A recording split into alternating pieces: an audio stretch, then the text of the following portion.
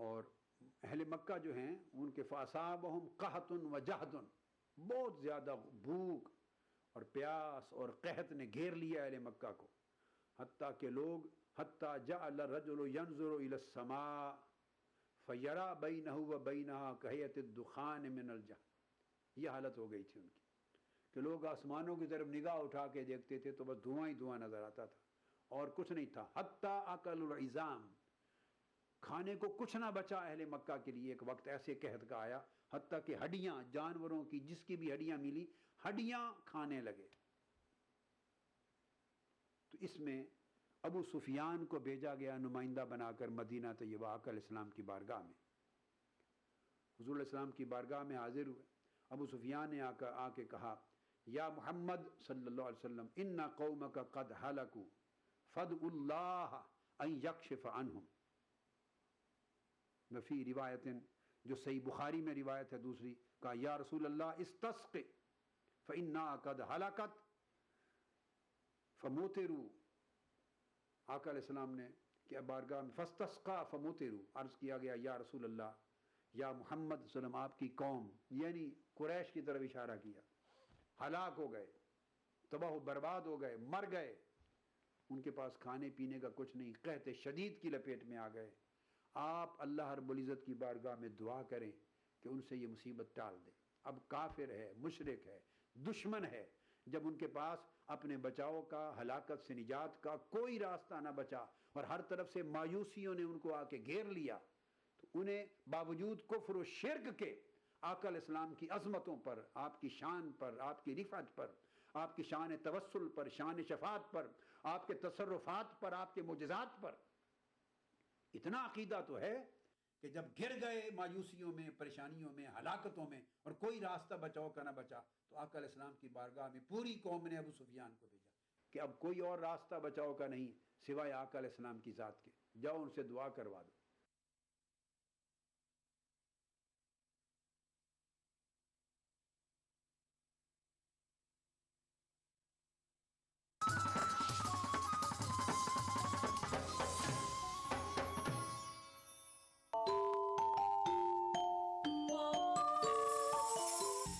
Islam for kids यानी इस्लाम बच्चों के लिए, इस प्रोग्राम में कुरान और हदीस के क़िस्से और वाक़यात, हज़रत मोहम्मद सल्लल्लाहु अलैहि वसल्लम और सहाबा की ज़िंदगी के हालात और इस्लामी तालीमात के अहम वाक़यात पेश किए जाएंगे। इसमें हमारे लिए सबक है, गाइडेंस है और रहनुमाई का सामान है। इसी के साथ साथ इस्लामी तालीमात की वो बातें भी हम आपके सामने रखेंगे जिसमें मॉरल वैल्यूज़ सिखाई गई हैं, ताकि हम अपने अंदर आला कैरेक्टर, आला अखलाक पैदा कर सकें और दुनिया और आखिरत में कामयाबी हासिल कर सकें।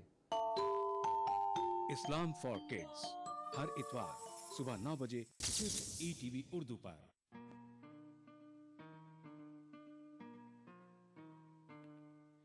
कहते हैं तुमको होश नहीं इज़्तिराब में, कहते हैं तुमको होश नहीं इज़्तिराब में, सारे गिले तमाम हुए एक जवाब में।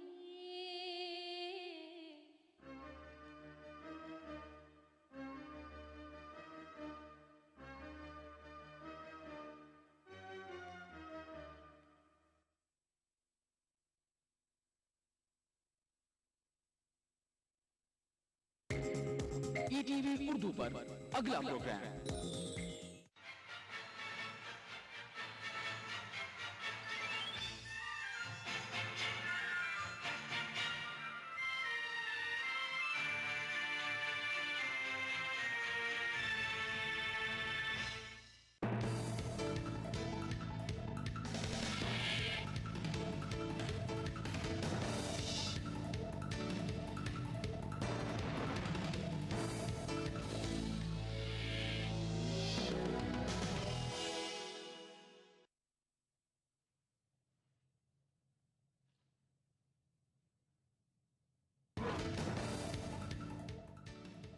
फूड सिक्योरिटी ऑर्डिनेंस पर सदर जमहूरिया ने किए दस्तखत, मुल्क की 2/3 आबादी को फायदा पहुंचने की तवक्को। उत्तराखंड में खराब मौसम की वजह से राहत रसानी काम मुतासर लाशों की आखिरी रसूमात भी इल्तिवा का शिकार। कायरा में मुर्सी के हामियों का बड़े पैमाने पर एहतजाज, फौज की फायरिंग में 17 हलाक, कई जख्मी। और ट्राई सीरीज के मैच में टीम इंडिया ने वेस्ट इंडीज को दी शिकस्त, कप्तान विराट कोहली ने बनाई शानदार सेंचुरी।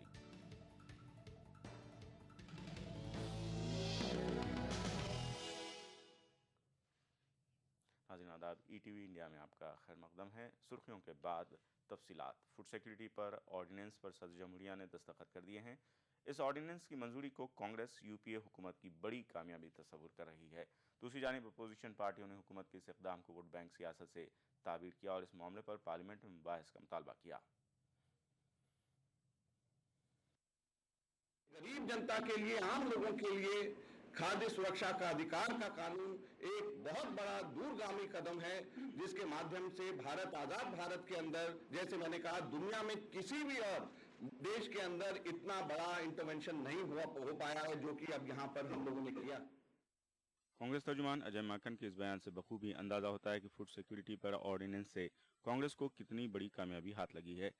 फूड सिक्योरिटी ऑर्डिनेंस के तहत मुल्क के 82 करोड़ गरीब आवाम को माहाना 5 किलो अनाज रियायती कीमत पर फराहम किया जाएगा, जिसमें माहाना हर फर्द को 3 रुपए में 5 किलो चावल, 2 रुपए में 5 किलो गेहूं और 1 रुपए में 5 किलो दीगर ग़िज़ाई अजनास दिए जाएंगे। इसके लिए मरकजी हुकूमत सालाना 1,25,000 करोड़ रुपए खर्च करेगी। इस मौके पर मरकजी वज़ीर तग़ज़िया केवी थॉमस ने कहा कि इस प्रोग्राम पर 6 महीने के अंदर अमलावरी शुरू कर दी जाएगी। उन्होंने कहा कि रियासती हुकूमतें इस पर जल्द से जल्द अमलावरी की ख्वाहां हैं तो मरकजी हुकूमत इसका खैर मकदम करेगी। दूसरी जानिब अपोजिशन पार्टियों ने इस मामले पर ऑर्डिनेंस लाए जाने पर सवालिया निशान लगाया है। अपोजिशन पार्टियों का कहना है कि अनकरीब पार्लियामेंट का मानसून सेशन होने ही वाला था, तो फिर फूड सिक्योरिटी पर ऑर्डिनेंस क्यों लाया गया। बीजेपी का कहना है कि 2014 लोकसभा इंतखाबात को पेश नजर रखते हुए कांग्रेस ने ये कदम उठाया है। बीजेपी सदर राजनाथ सिंह ने कहा कि मौजूदा फूड सिक्योरिटी बिल नामुकम्मल है और पार्लियामेंट में इस पर बहस होनी चाहिए। 2004 में इस कांग्रेस ने यह कहा था कि हम 100 दिनों के अंदर जो है फूड सिक्योरिटी बिल लाएंगे। 9 वर्षों का समय गुजर गया। अब जब चुनाव नजदीक आ गया है तब ये फूड सिक्योरिटी बिल पर ऑर्डिनेंस जारी करने जा रहे हैं। कौन सी ऐसी इमरजेंट सिचुएशन इस समय पैदा हो गई है कि चुनाव के वर्ष में 9 वर्षों के बाद 10वें वर्ष में आप ऑर्डिनेंस जारी करने जा रहे हैं, जबकि जो मानसून सेशन जल्दी ही इसी जुलाई के अंतिम सप्ताह में प्रारंभ होने वाला है। सीधे संसद में बिल पर बहस हो सकती है, सारे जितने भी सांसद हैं उस पर चर्चा करेंगे और मैं समझता हूं कि इसमें भी संशोधन की आवश्यकता है। इसलिए फूड सिक्योरिटी बिल को हम कुछ संशोधनों के साथ हम चाहेंगे कि यह पारित हो। और मैं यह भी कहना चाहूंगा, फूड सिक्योरिटी बिल अपने में इनकम्प्लीट है। सीपीआई ने भी कांग्रेस को शदीद तनकीद का निशाना बनाया। सीपीआई के जनरल सेक्रेटरी सुधाकर रेड्डी ने फूड सिक्योरिटी बिल पर पार्लियामेंट का खुसूसी इजलास तलब करने का मुतालबा किया। उधर यूपीए हुकूमत की बाहर से हिमायत करने वाली समाजवादी पार्टी ने भी हुकूमत के इस इक़दाम की शदीद नुक्ताचीनी की। समाजवादी सरबराह मुलायम सिंह यादव ने इसे हुकूमत की वोट बैंक की सियासत करार दिया और कहा कि कांग्रेस के इरादे ठीक नहीं हैं। दूसरी जानिब कांग्रेस ने अपोजिशन के इल्जाम को मुस्तरद कर दिया। कांग्रेस तर्जुमान अजय माकन का कहना है कि हुकूमत ने बजट इजलास में ही इस बिल की मंजूरी की कोशिश की थी, ताहम अपोजिशन पार्टियों ने ही ये बिल मंजूर होने नहीं दिया था, इसीलिए हुकूमत को ये रास्ता इख्तियार करना पड़ा। Bureau report, ETV news.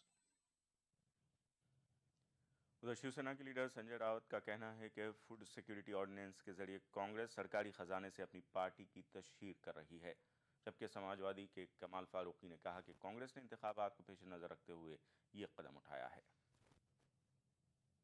ये राजनीतिक बिल है, चुनाव सामने आ रही है और वोट बैंक बटोरने के लिए सरकारी पैसे से, सरकारी खजाने से आप अपना प्रचार कर रहे हैं।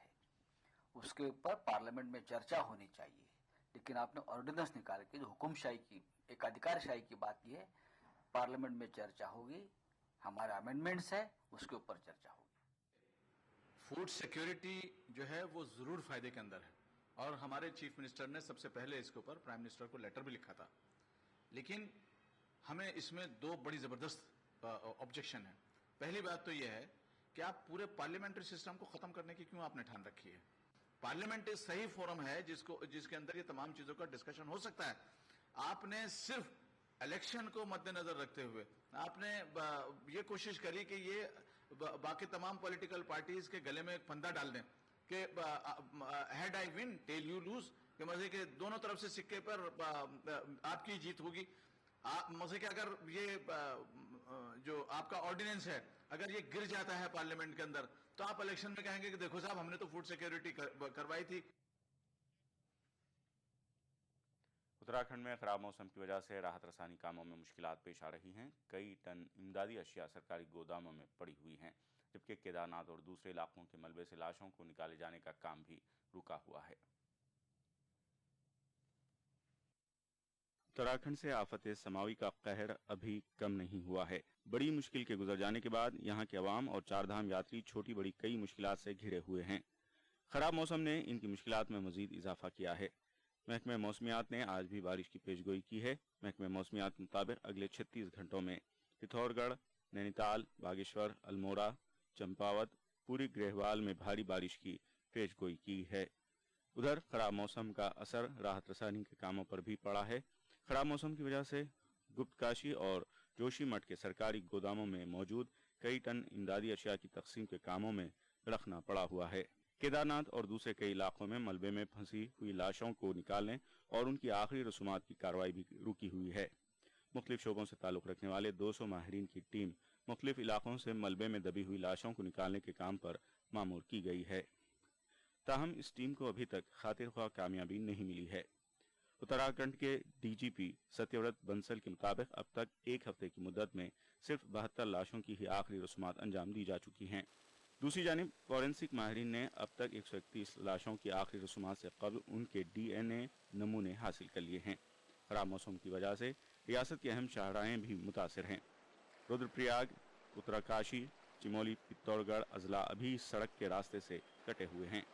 इन इलाकों तक रसाई का वाहिद जरिया हेलीकॉप्टर हैं। ताहम खराब मौसम की वजह से हेलीकॉप्टर्स की परवाज़ों को भी रोक दिया गया है।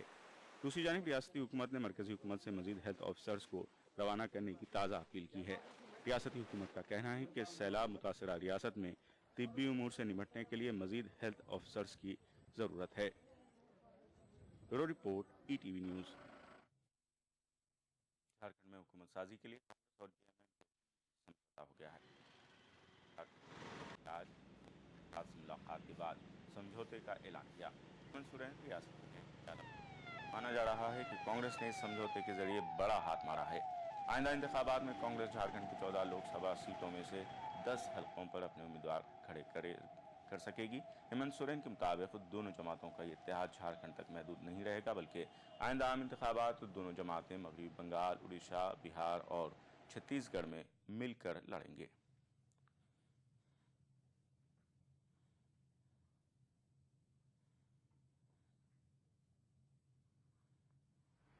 तो आज उन्होंने हमें यह आश्वासन दिया है कि अगर झारखंड मुक्ति मोर्चा राज्य में सरकार बनाना चाहती है तो इसमें कांग्रेस समर्थन करेगी और साथ में और भी सहयोगी दल आरजेडी के लोग भी इसमें आएंगे, निर्दलीय साथी भी इस पे सहयोग करेंगे।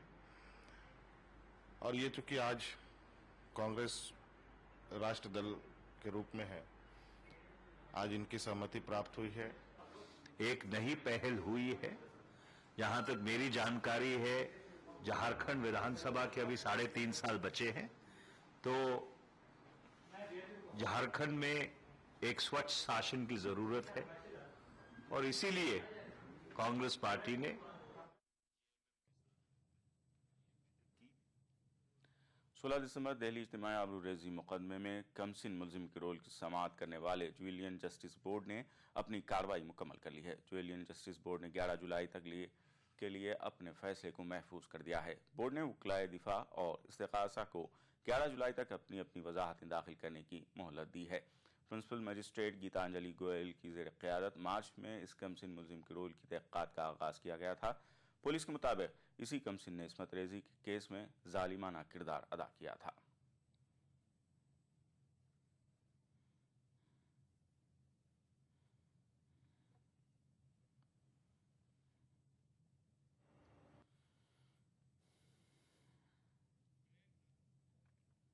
खबरों का सिलसिला जारी रहेगा एक वक्फे के बाद।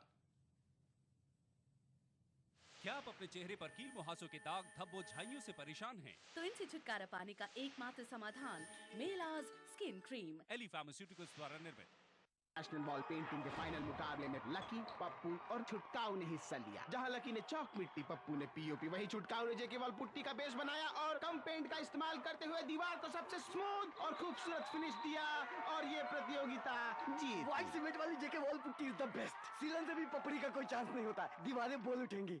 उत्तराखंड में सेना और सरकार के संयुक्त प्रयासों से आपदा प्रभावित क्षेत्रों में फंसे सभी लोगों को निकालकर सुरक्षित स्थानों तक पहुंचा दिया गया है। राज्य सरकार के विभिन्न महकमे, सेना और देवभूमि उत्तराखंड की जनता पीड़ितों की सेवा में लगी हुई है। बहुत अच्छा काम कर रहे हैं, इतनी सारी पब्लिक है, सबका भूख का प्यास का ध्यान रखना एक बहुत बड़ी बात होती है और वो इतने अच्छे से कर रहे हैं। सरकार का बहुत धन्यवाद है कि हमारी जितनी हो सकती है उतनी मदद कर रही है। बहुत मदद किया यात्री लोगों को। बाहर से आए यात्री अपने घरों को रवाना हो रहे हैं और उनको रेल एवं बस के निःशुल्क टिकट के साथ ही रास्ते के खर्च के लिए 2000 रुपये नकद भी दिए जा रहे हैं। Really, Uttarakhand Sarkar in every way they helped us. Absolutely. The army, the police, the civil, the government, in every way they protected us, they helped us, and presently also we are having really nothing with us, and they have promised that they will provide us some finance to go back to our place. Uttarakhand वासियों पर देश को गर्व है। बिछड़ेंगे तो मर जाएंगे हम दोनों, एक डोर में है हमको ये दर बांधे हुए। मैं ख्वाब में इस मुल्क का नक्शा बनाता हूँ, मुझे अपनी वफादारी पे कोई शक नहीं होता। मैं खूने दिल मिला देता हूँ जब झंडा बनाता हूँ। हिंदू और मुस्लिम मुल्क की दो आंखें हैं। अपने मुल्क की तरक्की और खुशहाली का काम हिंदू और मुस्लिम एकता के जरिए किया जा सकता है। मजहब नहीं सिखाता आपस में बैर रखना, हिंदी हैं हम, वतन है हिंदुस्तान हमारा।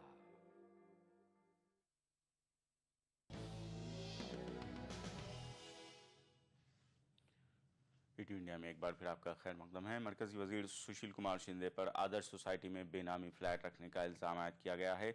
एक समाजी कारकुन ने बॉम्बे हाई कोर्ट से रुजू होते हुए इस मामले की सीबीआई तहकीकात का मुतालबा किया है। परवीन वाटेगांवकर ने एक पीआईएल दाखिल करते हुए बॉम्बे हाई कोर्ट से दरख्वास्त की है कि माली खुर्द-बुर्द में मुलविस आदर्श सोसाइटी के अरकान की इन्फोर्समेंट डायरेक्टोरेट और सीबीआई से तहकीकात कराई जाए। समाजी कारकुन वाटेगांवकर के मुताबिक शिंदे महाराष्ट्र के चीफ मिनिस्टर रहते हुए आदर्श सोसाइटी की फाइलें देखा करते थे। वाज़ेह है आदर्श सोसाइटी की 31 मंजिला इमारत जुनूबी मुंबई के इलाके में वाक़ है। ये इमारत करगिल में शहीद होने वाले जवानों के ख़ानदानों के लिए तामीर की गई थी। वाटेगांवकर के मुताबिक ये सारी मालूमात साबिक एमएलसी कन्हैयालाल गिडवानी ने आदर्श इंक्वायरी कमीशन के सामने रखी हैं।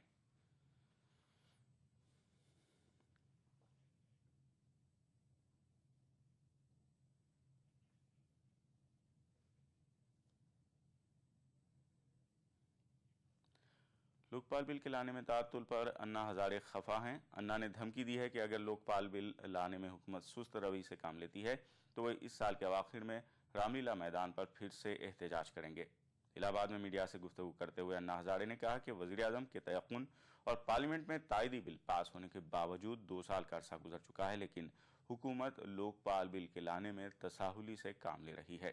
अन्ना ने कहा कि बाहमी मशवरे के बाद अक्टूबर या नवंबर में वो फिर से दिल्ली के रामलीला मैदान पर एहतजाज का आगाज करेंगे।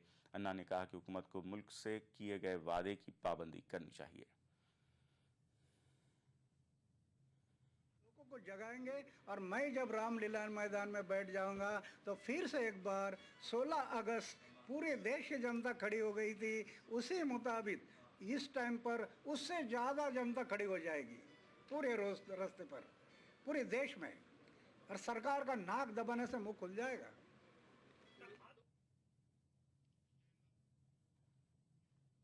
आरुषि कत्ल केस के मुलजिमीन राजेश और नुपुर तलवार ने मामले की समाअत 20 जुलाई तक इल्तिवा में रखने के लिए सीबीआई कोर्ट में एक ताज़ा पिटीशन दाखिल की है। सीबीआई की खुसूसी अदालत आज इस मामले में अपना फैसला सुना सकती है। अपील में यह भी कहा गया है कि इलाहाबाद हाई कोर्ट ने 16 जुलाई तक फैसला महफूज रखा ताकि दोनों के कराए गए टेस्ट की रिपोर्ट आ जाए।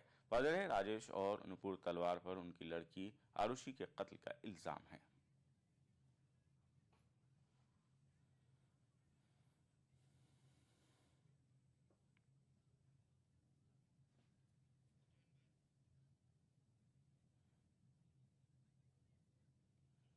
गुजरात के वज़ीर आला नरेंद्र मोदी आज बिहार बीजेपी के आला कायदीन से वीडियो कॉन्फ्रेंसिंग के जरिए खिताब करेंगे।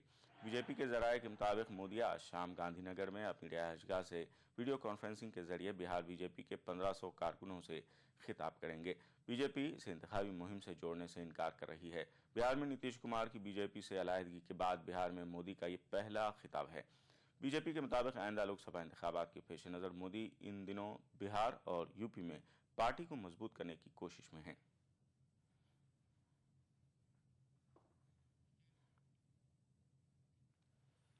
आरजेडी सरबराह लालू प्रसाद यादव का कहना है कि नीतीश हुकूमत किसी भी वक्त गिर सकती है। लालू ने अपने पार्टी कारकुनों को ऐसी सूरत हाल के लिए तैयार रहने का मशवरा दिया।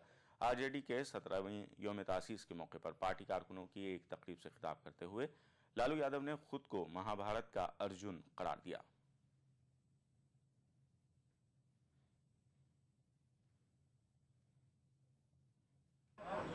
महाराजन का चुनाव, सर्वेक्षण, इनका डाइवोर्स, नीतीश तिलमिला के जो फेल कर रहे हैं, आज इस माध्यम का इस्तेमाल कर रहे हैं, मैं अच्छी तरह से जानता हूं। मैं कुछ नहीं जानता, नीतीश के डिजाइन को मैं समझ रहा हूं।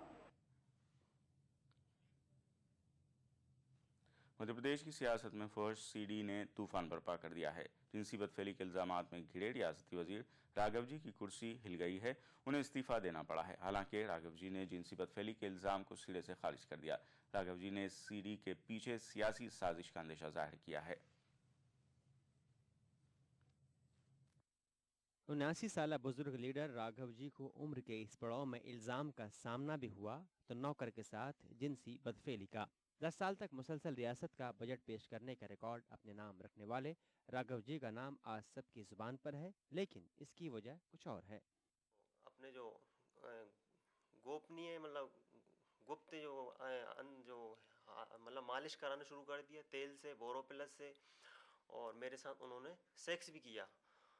और उसके बाद उन्होंने मेरे ऊपर शादी का प्रेशर भी बनाया, शादी कर लीजिए, हम आपका पूरी शादी खर्च उठाएंगे। और इसी के साथ साथ शेर सिंह चौहान ने भी किया। शेर सिंह चौहान का जो साला सुरेश चौहान है, उसने मेरे साथ सेक्स किया, शेर सिंह चौहान ने भी सेक्स किया। हालांकि वो नौकर के साथ जिनसी बदफेली के इल्जाम को सिरे से खारिज कर रहे हैं। उन्हें इस मामले में साजिश का शक है कि आप अपना त्याग पत्र दे दें और फैक्स से भिजवा दें। मैंने तुरंत फैक्स से वो त्याग पत्र भिजवा दिया है। उन्होंने कहा बाद में मैं लौट कर आपसे बात करूंगा। आपने पूछा नहीं सर कि क्यों त्याग पत्र मांगा? कोई जरूरत नहीं समझिए मैंने, क्योंकि मुख्यमंत्री ने कहा कि हमने सोच विचार कर आपसे कह रहे हैं कि हमारे यहाँ राजकुमार दादी नाम का कोई नौकर नहीं था। हमारे जिले का एक लड़का है, वो हमारे यहाँ उसको कहीं कमरा नहीं मिल रहा था तो हमारे यहाँ रहता था। कितने दिन से रह रहा था सर आपके पास? वो तो कई साल से रहा। क्या बहुत गंभीर आरोप लगाए आपने सोडोमी के। मुझे नहीं मालूम, गलत है अगर ऐसा लगाया तो। जबकि कांग्रेस ने इल्जामात में घिरे साबिक वजीर राघव जी पर मुकदमा चलाने का मुतालबा किया है। कांग्रेस ने वजीर आला से सवाल किया है कि वो आवाम को साबिक वजीर के इस्तीफे की वजूहात बताएं। हम लोगों की जानकारी में है कि राजकुमार डांगी नाम के किसी नौजवान ने इनकी शिकायत की है, तो इन पर मुकदमा दर्ज होना चाहिए। और जैसे साधारण लोगों पर केस चलता है, उन्हें न्यायिक प्रक्रिया से गुजरना पड़ता है, इन्हें भी न्यायिक प्रक्रिया से गुजरना चाहिए। पुलिस को दी गई सीडी के बारे में नौकर का दावा है कि उसे दूसरे नौकर ने तैयार किया है। अब राघव जी के इस्तीफे पर मचे बवाल का जवाब वजीर आला शिवराज सिंह चौहान क्या देंगे, इसका इंतजार है। Bureau report, ETV news. Supreme court ने सियासी जमातों के इंतखाबी मंशूर में मुख्तलिफ अशिया की मुफ्त तकसीम के वादे को इंतखाबी अमल को परागंदा करने वाला बताया है। अदालत उज़्मा ने इस ज़िम्न में इलेक्शन कमीशन रहनुमा खुतूत तैयार करने की हिदायत दी है। इंतखाबात के मौसम में सियासी पार्टियों की जानिब से वादों की झड़ी की रिवायत आम है। पार्टियां वोटरों को लुभाने के लिए क्या क्या नहीं करती। रियायती शरहों पर अनाज से लेकर इलेक्ट्रॉनिक सामान मुफ्त तकसीम करने के वादे मंशूर में किए जाते हैं, लेकिन सुप्रीम कोर्ट का मुशाहिदा है कि सियासी जमातों के इस तरह के वादे आज़ादाना व मुनसिफाना इंतखाबी अमल की बुनियाद को नुकसान पहुंचाने वाले हैं। अदालत ने इसी मुशाहिदे को पेश नज़र रखकर इलेक्शन कमीशन को सियासी जमातों के इंतखाबी मंशूर के मवाद के लिए रहनुमा खतूत वज़ा करने की हिदायत दी है। हालांकि अदालत ने सियासी जमातों के जरिए अवाम से लुभावने वादे करने को अवामी नुमाइंदगी के मौजूदा कानून के सेक्शन 123 की रूह को गलत नहीं माना है। ताहम उसका ख्याल है कि सियासी जमातों की तरफ से जारी मंशूर को इंतखाबी ज़ाब्ते अखलाक के दायरे में लाया जा सकता है। ताहम अदालत ने यह भी माना कि अवाम में किसी किस्म की अशिया की मुफ्त तकसीम के वादे से उन पर असर ज़रूर पड़ता है और ये किसी न किसी तौर से आज़ादाना व मुनसिफाना इंतखाबात के अमल को मुतासिर करता है। मफाद आमा की अजदाश्त पर समात करते हुए अदालत ने कहा कि इंतखाबी मंशूर के मशमूलात के हवाले से कोई कानून वज़ा नहीं किया गया है, लिहाजा अदालत ने इलेक्शन कमीशन को तमाम कौमी जमातों से इस ज़िम्मे में तबादले ख्याल करके रहनुमा खतूत वज़ा करने की हिदायत दी है। इंतखाबी मौसम में वादों की रेवड़ियां तकसीम करने की आदी हो चुकी सियासी पार्टियों के लिए अदालत का ये मुशाहिदा मुश्किलें खड़ी करने वाला है। वोटरों को लुभाने के लिए सियासी पार्टियां मुफ्त या रियायती कीमतों पर अनाज, लैपटॉप, टीवी, मिक्सर, पंखे और न जाने क्या क्या मुफ्त तकसीम करने के वादे करती हैं। अब उनके इंतखाबी मंशूर की छान फटक इलेक्शन कमीशन कर सकता है। हालांकि इंतखाबी ज़ाब्ते अखलाक के निफाज से बहुत पहले मंशूर जारी किया जाता है, लेकिन कमीशन उन्हें इंतखाबी ज़ाब्ते अखलाक के दायरे में ला सकता है। Bureau report, ETV news. खबरों का सिलसिला जारी रहेगा एक वक्फे के बाद।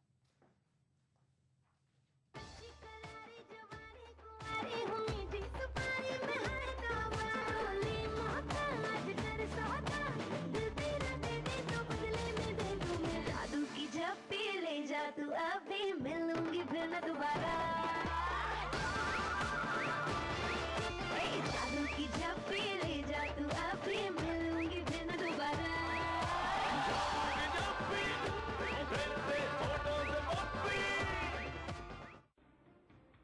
उत्तराखंड में आई दैवीय आपदा में उत्तराखंड वासियों ने फंसे हुए यात्रियों की सेवा व मदद करके देश के साथ साथ विदेशों में भी उत्तराखंड का सर गर्व से ऊंचा कर दिया है।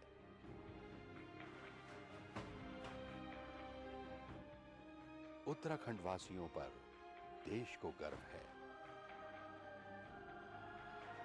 हिमालय की सुनामी से आई भयंकर त्रासदी में इस देवभूमि और वीर भूमि के भाइयों और बहनों ने जो साहस और धीरज के साथ देश भर से आए फंसे हुए यात्रियों की सहायता की, उसके लिए देश को आप पे गर्व है और हम आपका आभार व्यक्त करते हैं और आपको विश्वास दिलाते हैं कि हम पूर्ण निष्ठा और तत्परता के साथ आपको हुई क्षति और क्षेत्रीय समस्याओं का शीघ्र ही समाधान करेंगे। मुसीबत की इस घड़ी में साथ रहने की प्रतिज्ञा।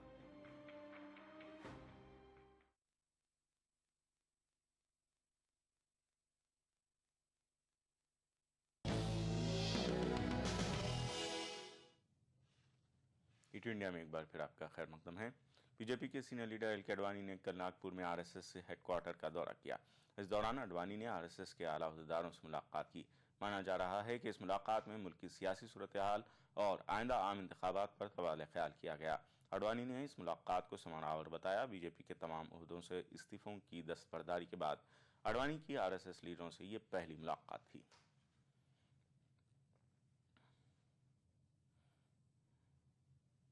आने वाले दिनों में जब लगातार 5-6 विधानसभाओं के चुनाव होने वाले हैं और लोकसभा का चुनाव होने वाला है, हम उनमें परिवर्तन लाकर के देश को सही दिशा में ले जाने में समर्थ होंगे। और इस कारण भी मुझे लगता है कि आज की मेरी नागपुर यात्रा भारतीय जनता पार्टी की दृष्टि से, देश की राजनीति की दृष्टि से भी बहुत सार्थक साबित होगी। अडवाणी जी, आपकी जो नाराजगी थी वो मिस्र में मोहम्मद मुर्सी को माजूल किए जाने के बाद वहां कशीदगी में इजाफा होता जा रहा है। जुमे के रोज हुए मुख्तलिफ पुरतशद्दुद वाक़यात में 4 पुलिस एहलकारों समेत कम से कम 17 अफराद हलाक हुए हैं। मिस्र में